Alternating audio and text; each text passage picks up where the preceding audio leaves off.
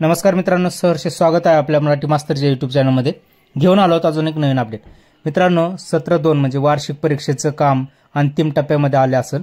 बऱ्यापैकी निकाल तयार करण्याची लगबग चालू असेल आणि अंतिम टप्प्यामध्ये निकाल सुद्धा तयार झालेला असेल.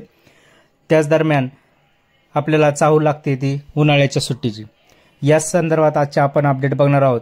मित्रांनो, शिक्षण संचालनालयाचं आजचं 18 एप्रिल 2024 हे पत्र आहे, परिपत्रक आहे. महत्त्वाचं विषय आहे राज्यातील प्राथमिक, माध्यमिक व उच्च माध्यमिक शाळांच्या उन्हाळी सुट्टीबाबत.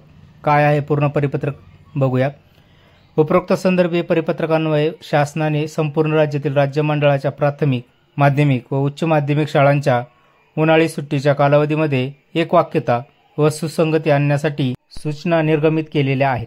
या अनुषंगाने राज्यातील राज्य मंडळाच्या प्राथमिक, माध्यमिक व उच्च माध्यमिक शाळांची सन 2024 ची उन्हाळी सुट्टी व शैक्षणिक वर्ष 2024-25 सुरू करण्याबाबत खालील सूचना निर्गमित करण्यात येत आहेत. राज्यातील राज्य मंडळाच्या सर्व शाळांमधील विद्यार्थ्यांना गुरुवार दिनांक 2 मे 2024 पासून सुट्टी जाहीर करण्यात येत आहे. सर्व शाळांना 2 मे 2024 पासून सुट्टी राहणार आहे.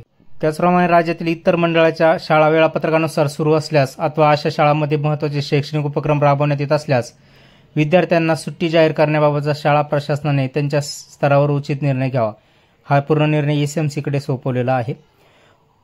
पुढील शैक्षणिक वर्ष सन 2024-25 मध्ये विदर्भ वगळता इतर विभागातील राज्य मंडळाच्या शाळा 15 जून 2024 रोजी सुरू होणार आहेत.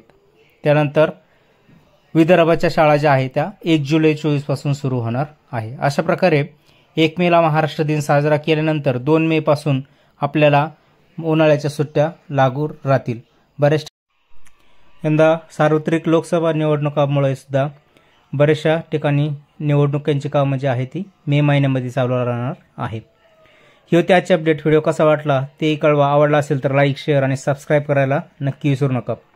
पुन्हा भेटूया अशाच नवीन अपडेटेड व्हिडिओमध्ये. तोपर्यंत धन्यवाद मित्रांनो. जय हिंद, वंदे मातरम, जय महाराष्ट्र.